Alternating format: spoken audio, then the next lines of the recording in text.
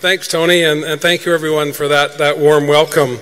It's great to be here on the unceded territory of the Lheidli T'enneh First Nation. I want to thank Mayor Hall and Council and all the people of Prince George and all the people here at the Centre for putting on what is absolutely a spectacular conference, one that speaks to the very essence of British Columbia.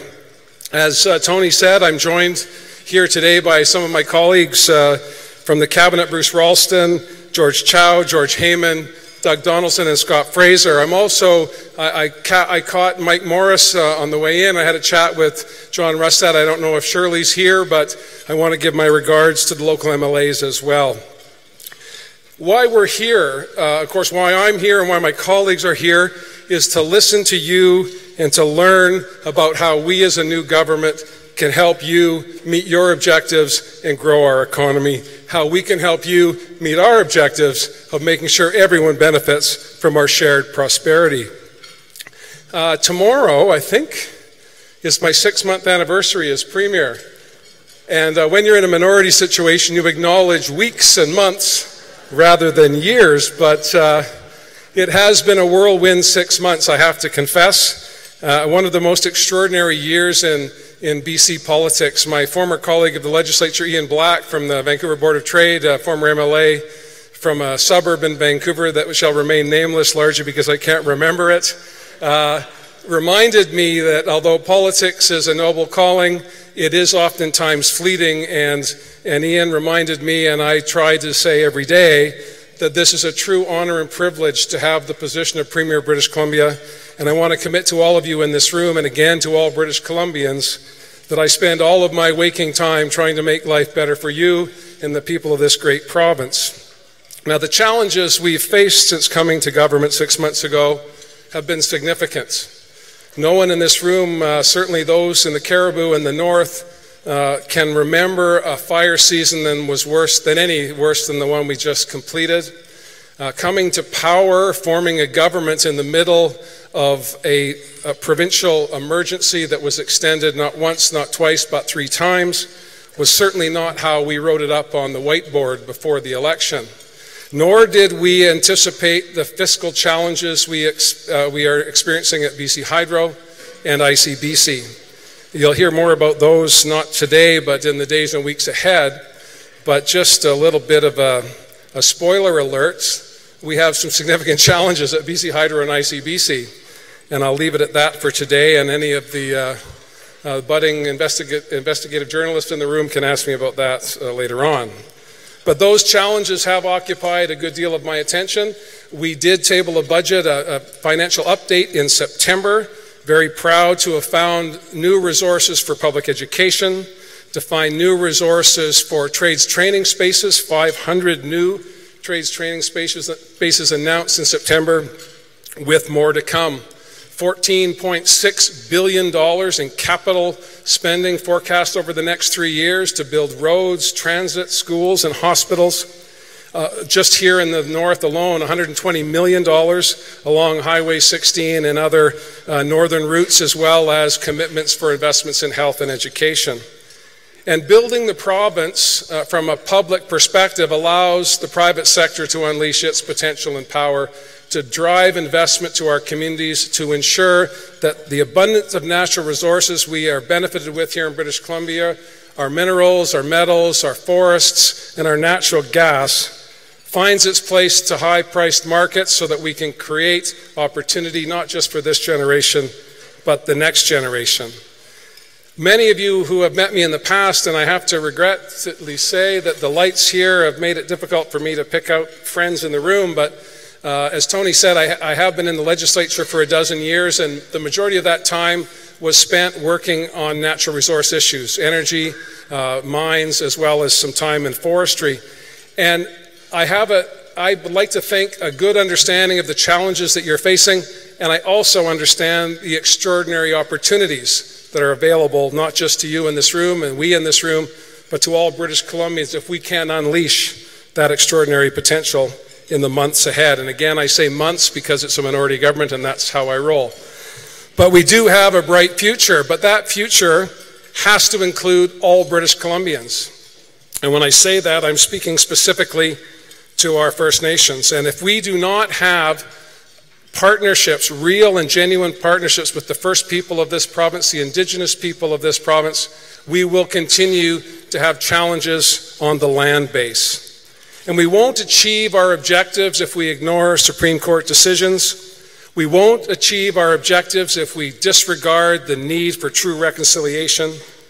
But we will succeed together, provided we share prosperity and investment. Workers, communities, and First Nations unite in common purpose to make British Columbia better, to make the lives of our citizens better, and to all benefit from the extraordinary resources that we have the opportunity to share.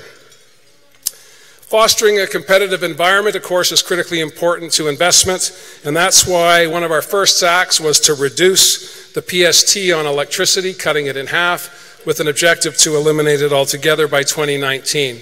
Now, tax on electricity doesn't sound like a big deal, but any of you here who are in the mining industry, in the forest industry, in the natural gas industry, I spoke with a representative who knows who he is just before arriving here, and significant investments have been made in the oil and gas fields as a result of the ability to access clean, green hydroelectricity, and there will be more to come. But I can't talk about electricity in the north or in British Columbia without touching upon the decision that we recently made with respect to continuing to proceed with the Site C Dam. Now, the Site C Dam has become a symbol for many of bad choices, a decision that was made by many in the past focused on our legacy energy opportunities rather than our future energy opportunities. And as I said to you earlier, I have the curse and the benefit of knowing a good deal about this, having spent many, many decades working on energy issues. And it was a difficult decision for our new government to make, but it was an important one to demonstrate to you in this room and to the people of British Columbia that although we are new to the halls of power, that we are new to running the government of British Columbia, we do understand and recognize that if we're going to be successful, we have to be open and transparent about how we make decisions, and we have to provide confidence not just to the investment community, but to Indigenous communities, workers, and communities like Prince George, that we're going to be thoughtful, we're going to be open, and we're going to do our level best to make the best decision possible based on the best information we can find. So we did ask the Utilities Commission to review the Site C project, 25% completed, and give us a roadmap to going forward, whether to terminate the project, whether to mothball the project, whether to proceed with the project. And the Commission did what we asked of them in a very short period of time. We took that information into Cabinet, we discussed it, and then we reached out to the broader community, to individuals who were opposed to the project, to individuals who were passionate about it proceeding. We swore them in as Cabinet ministers for a day so they could sit with us and share with us their insights, their understanding of these issues, and help guide us on behalf of all of you to come to the best decision possible. So in early December, we announced that we were going to proceed with the Site C Dam, and we were met with approval and disapproval. And someone once told me when I was growing up, his name was Tommy Douglas, that if you're not offending half the people, you're not making the right decision. Now, I know that may sound odd, but it's partly true. We are a dynamic and diverse province. I spoke earlier with Resource Works doing an interview on the couch out there between two ferns before Minister Carr took his seat. And I was speaking to Stuart Muir about the challenges of trying to reconcile what has become now an iconic debate between urban and rural British Columbia. We hear that, we talk about it over coffee at restaurants and in kitchens and corridors of power. But it's my firm view as a representative of a rural community, as a representative of a dynamic province that is urban and rural, that there is not a divide that we cannot bring together. The people in this room understand that. If it were not for the corporate offices in Vancouver in the mining sector, we wouldn't have the activity we have in rural British Columbia. Were it not for the forest companies that were the past of this province, we wouldn't have a forest sector with a bright future. I believe that the urban and rural divide issue is designed to divide British Columbians, and it's my commitment to you and my commitment to British Columbians that my government is going to be focusing on uniting British Columbians so that we all understand the importance of our resource sector, as well as in the north and in rural communities, understanding the dynamism of our urban centers and how they have become economic engines for success in British Columbia. In order for us to succeed, of course, we have to ensure that our resource industries are vibrant and dynamic. And I have to say that it was just a few days ago that I was reading the reputable, internationally respected mining journal's World Risk Report. And I remember reading in the local papers in the Lower Mainland about the Fraser Institute's view that the government was going to wreck everything and industry was going to flee, there would be no jobs, it was going to rain for 1,000 years.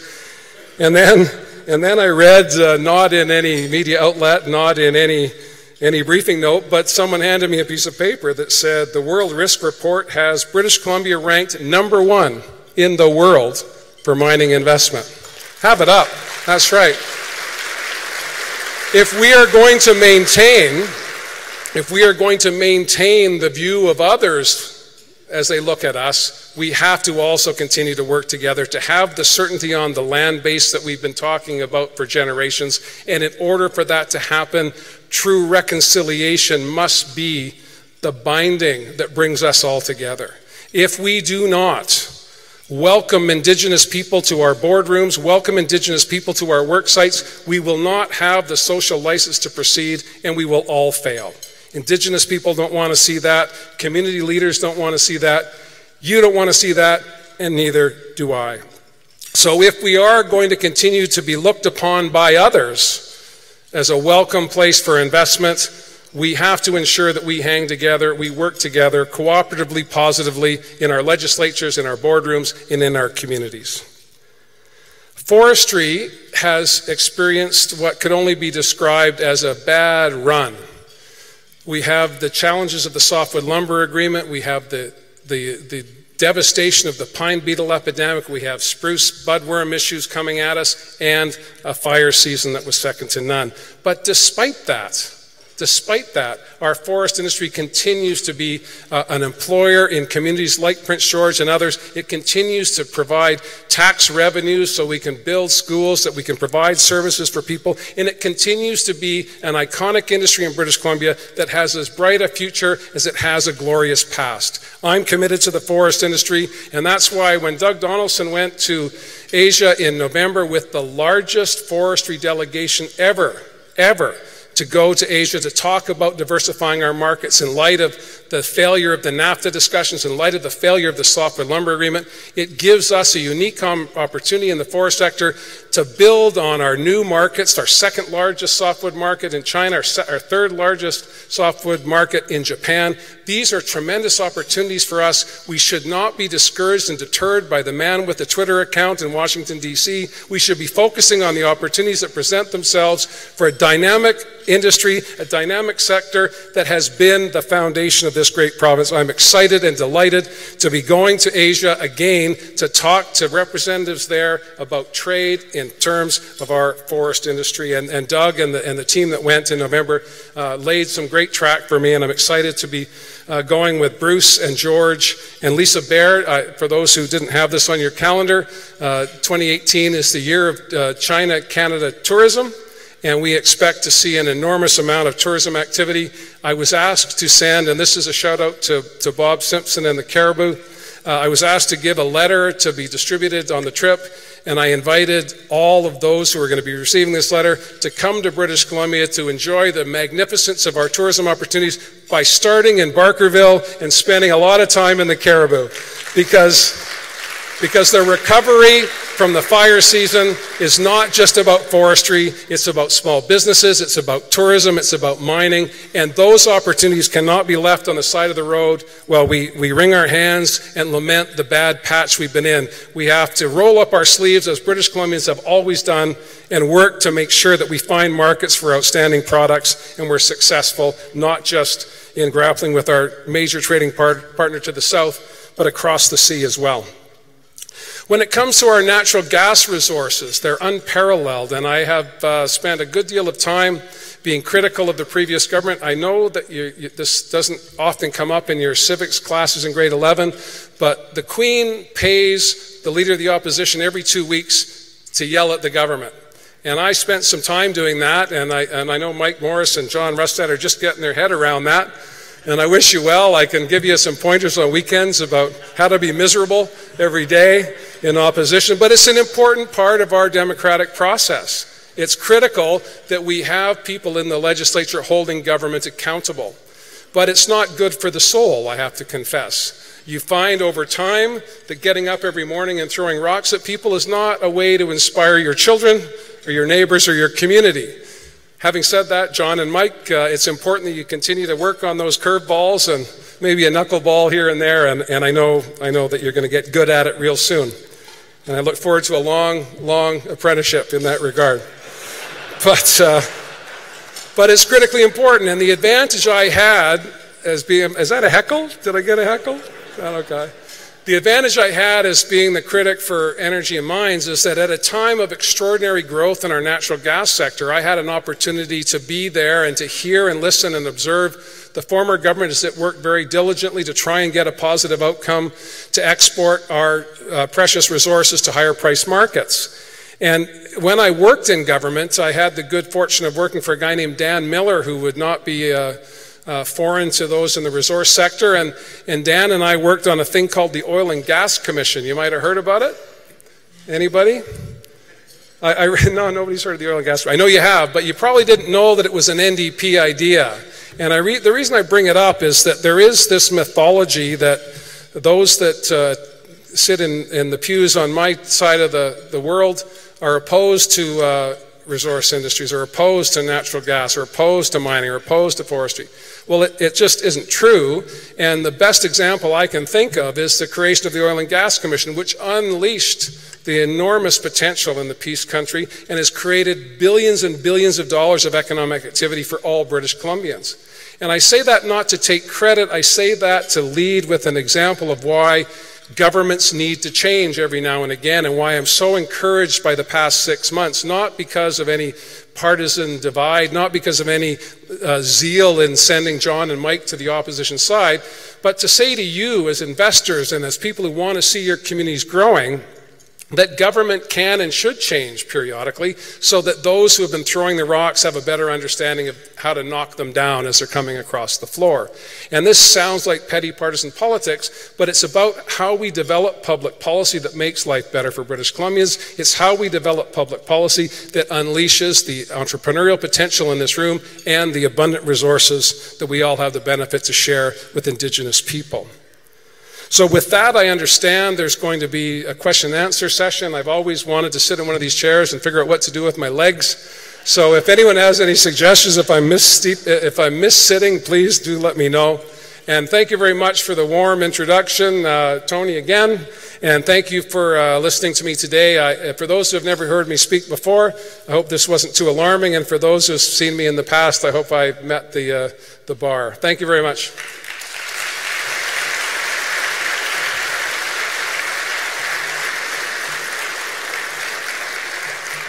Thank you, Premier Horgan. It's now my pleasure to call on Gareth Manderson, General Manager of BC Works Primary Metal from Rio Tinto, our patron sponsor, who will guide us through the moderated Q&As. We will be using Pigeonhole, and I think a few people have already launched some questions up, and we'll be wrapping in about 12 minutes or so.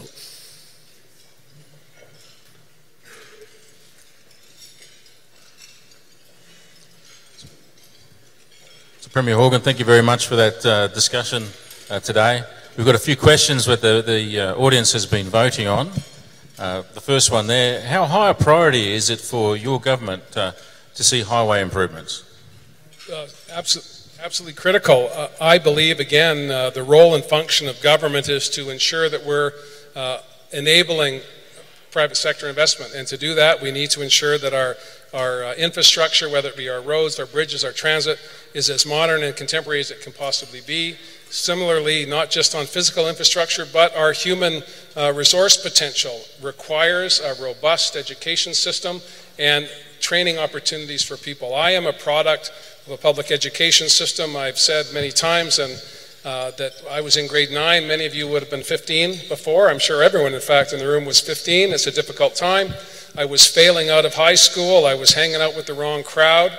And teachers pulled me back in and said, Horgan, you can do better than that. And it gave me an opportunity, a second shot at realizing my full potential. And if we are going to unleash our economic potential, we need to make sure that the people that make up our province have every opportunity. That means ensuring we're investing in public education, skills training, and infrastructure to move people around. So it is a high priority, $14.6 billion worth over the next 3 years.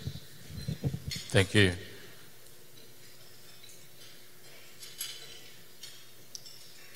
If you had to pick one natural resources sector that needs government backing in order to be fast-tracked, what would you select?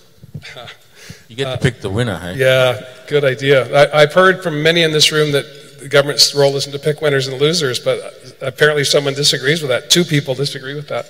I believe that our agri-food sector is exploding. I believe that our natural gas potential, as prices start to come up and supply issues are starting to be straightened out, will manage itself.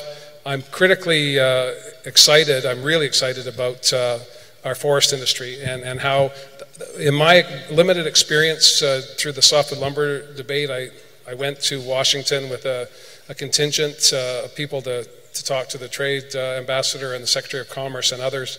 The passion of the forest industry and coming together of what would be competitors in the marketplace for a common purpose, which was to protect and promote and advance the interests of forestry in British Columbia, gives me hope that that type of unity can happen in other sectors as well. I learned a lesson early on. A journalist asked me who my best 5 MLAs were, and I'm looking down at 2 of them that weren't on that list and have never forgiven me for it. So I wouldn't want to pick a winner or a loser, Garrett. Well, one of the things that I appreciate about British Columbia in the nearly 2 years that I've been here is actually the diversity of the economy and the number of different sectors that are represented and the skills that are in each of those. Well, and I agree, and again, I think I want to go back to that urban-rural divide. I believe mythology. The people in the north benefit greatly from the explosion of tech jobs in the Lower Mainland. It provides an opportunity to migrate those tech jobs into rural communities. The success of the film industry is largely a result of our low dollar, people argue, a result of our low dollar and tax credits. But the reality is that over time, and this goes back to my Oil and Gas Commission story, governments shouldn't take credit when things go well, and they shouldn't take all the blame when things go badly. The people that are making the economy go are the people in this room. The people that are making investment decisions and creating jobs and building communities are the people in this room. Government's job is to make sure that we're laying the foundation, and it's not just about tax rates. I mean, there are those that subscribe to the view that as long as we keep the tax rates low, everything's going to be fine. If we don't have resources to train the next generation of workers, we're going to fail. Again, I don't want to be criticized for being ageist here, but I know I'm not getting any younger, and everyone's been 15 in this room. You're not going to be 15 again if we're not training the next generation. We had 2 young people, one from CNC and one from UNBC, who I was talking to just before my remarks, and they were 2 young women with smiles on their faces, anxious to get into the resource economy. They're getting trained up so that they can participate, they can grow a family, they can grow a community. That is all about the government investing in people, the government investing in infrastructure, and then it's up to you in this room to make it all happen. Excellent. We've actually got a panel session later today on exactly that topic. So I think you've answered the MLA question, so... Well, I didn't, but I could. You have 2 MLAs in the north. How do you assure northerners their voices are heard? Well, Doug Donaldson's going to talk to each of you individually. I know. Doug, that's one way. But it's also, you know, I mentioned John and Mike, and again, Shirley, are you here? No? Well, I have been working with Shirley Bond for 12 years. And I've known John for a long period of time, and Mike since he was elected. To the south of me, again, to the south of here, 2 other Liberals. the notion that we all dislike each other intensely is just not true. Blair Leckstrom in Peace River South, I've spoken to Blair 3 times, phoned him up since I became Premier, not because he's a partisan New Democrat, but because he's a thoughtful guy that understands his community, and I've been reaching out to him and asking him for advice. And that's not to undercut Mike Bernier, who is the sitting MLA. I've also talked to Mike. I believe that the way to get around the lack of representation is to make sure that the relationships that I build are genuine and sincere. I met this morning with, again, with Mayor Hall. Bob Simpson from Quesnel brought together mayors from the region in December. So again, I'm not diminishing the role and importance of opposition, having spent a good deal of my life doing that, but there are other ways to find representation, and I have no doubt that John and Mike and Shirley will be aggressively promoting the interest of Prince George in the legislature, and I also know that I can talk to councillors and community representatives and do my job to make sure that everyone's being heard. Excellent, thank you very much. Is the confidence and supply agreement with the Green Party working out as you expected? Actually, it is, and it's working out just as I thought it would work out. No, it is. The Green Caucus are 3 members, all from about a half an hour drive from my home on southern Vancouver Island. And so we have, Andrew and I particularly we're about the same age, we have the same cultural touchstones, we both are jocks, we like sports. So we find places to realize common ground, and where we disagree, it's not so significant that it would bring down a government that I believe, and he believes, is making progress on a range of issues that we share. So it is working, and we said at the start, and I think people need to be reminded of this, we're not going to agree on everything, but we have a set of issues that we are going to agree will not bring down the government, and we'll work through those as they appear. But we are under a misconception here in Canada, and those who have studied parliamentary systems will understand that. A confidence vote is what defeats a government, not just any vote. So if, for example, we were amending the Municipal Act to ensure that Murray Krause could raise taxes by 500%, not that Murray would do that, I just see you, I apologize for that. But as an outrageous example, if we bring forward a piece of legislation and it's defeated, that doesn't mean the government's defeated, that means the legislation is defeated. Votes of confidence are the throne speech, which sets out the agenda for the government, and the budget, which sets out the supply of dollars from various revenue sources to deliver programs. And that's how governments fall. So this notion that if we lose a vote on something insignificant, that will be it, we'll be rushing to the polls, is not true. And so I think in that sense, the supply agreement is working because that's what we're focused on. Andrew is free, and his colleagues are free to whack me upside the back of the head whenever they want to, and he's been doing that regularly. I think in your speech you actually commented that working through the differences and understanding those is where the strength lies. Number 9, does LNG have a future in BC? Well, just this past fall, Michelle Mongal, who couldn't be here, anyone who's been to Cancelgar knows that in the wintertime it's difficult to get out, so she wasn't able to be here. But Michelle and I traveled to Prince Rupert and Kitimat in the fall, firstly to visit the AltaGas propane export facility in Prince Rupert, which will be the first opportunity for Canada, but British Columbia obviously, but Canada, to export our liquids, and we have in many of our gas plays in the Peace are liquid rich, and the opportunity to get from British Columbia and Northern Alberta to higher price markets is a real step forward in terms of our ability to continue to develop our LNG sector. The dry gas issues, I'm geeking out a bit here, but having AltaGas develop an export opportunity potential for us in Prince Rupert is extraordinary.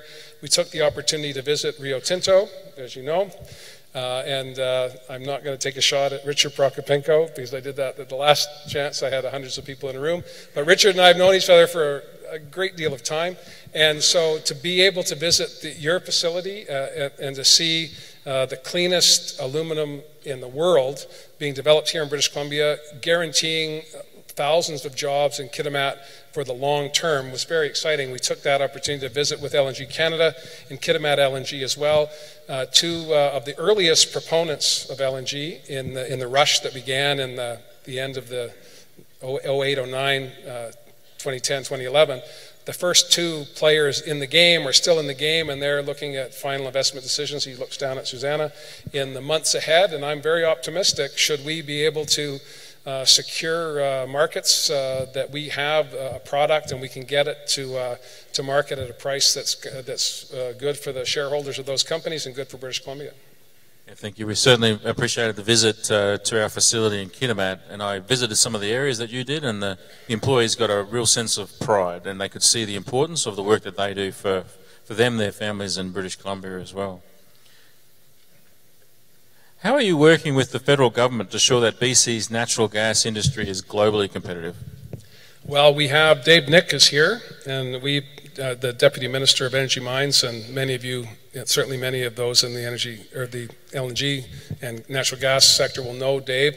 He's been working on a competitiveness framework that's involving trying to, sharpen our pencils to make sure that we have four key priorities when it comes to developing LNG. Firstly, we want to make sure that the province, all of us, the owners of this resource, get a reasonable return, that we're creating jobs for British Columbians, that we are protecting our air, water, and land and meeting our climate action objectives, but also ensuring, and again, I can't stress this enough, and if I haven't, I'll say it 3 or 4 times before I leave, real partnerships and real reconciliation with First Nations. I believe all of those objectives are achievable, and working with the federal government, I think we can get there.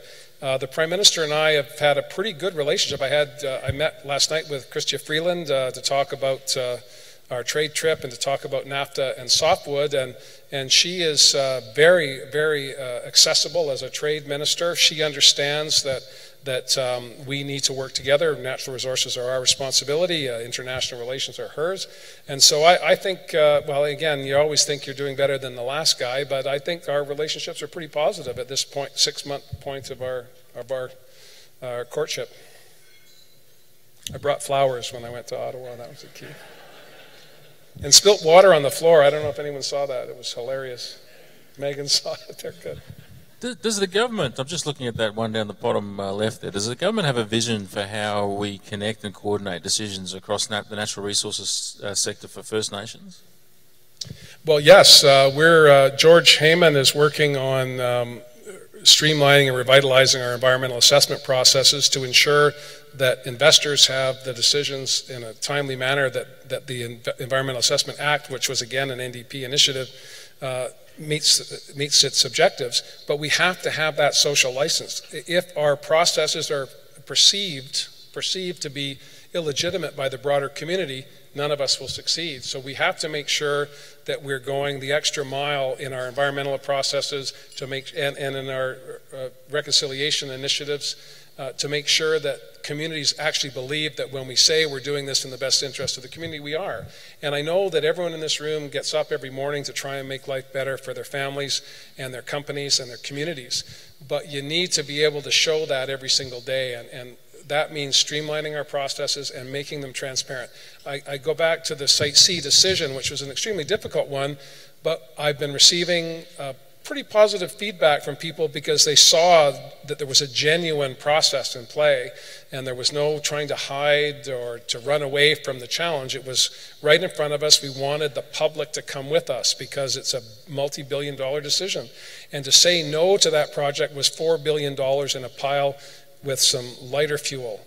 And I'm being glib about it, but that would have had a profound impact on our fiscal plan, a profound impact on our ability to do a whole host of other things. So whether it would have been the project I would have started or not is really irrelevant. It was started, it was 25% done. How does a new government deal with that in the interest of everybody? And that's the type of, I think, process we need to use to revitalize our EAO, to make sure that UNDRIP, the UN Declaration on the Rights of Indigenous People, is truly understood by investors. That's a responsibility of government and Indigenous people, and I think working together we're going to get it done. And I think they're going to give us the hook. Oh, one more. So it sounds like we have permission for one more question. The middle one at the top there, what is the government doing to engage youth in promoting apprenticeships and careers? Well, I just saw two young people right here earlier, two young women who are excited, as Northerners, excited about getting into the resource industries that have been the foundation of their life here in the North. And we have, Melanie Mark is the minister responsible for trade and training, sorry, Bruce and George, a minister responsible for post-secondary education and training, and she's an Aboriginal woman, first Indigenous woman to hold a cabinet position in British Columbia, and she is a dynamo and understands better than most the importance of making sure that people have the trades and training they need to be full participants in the economy.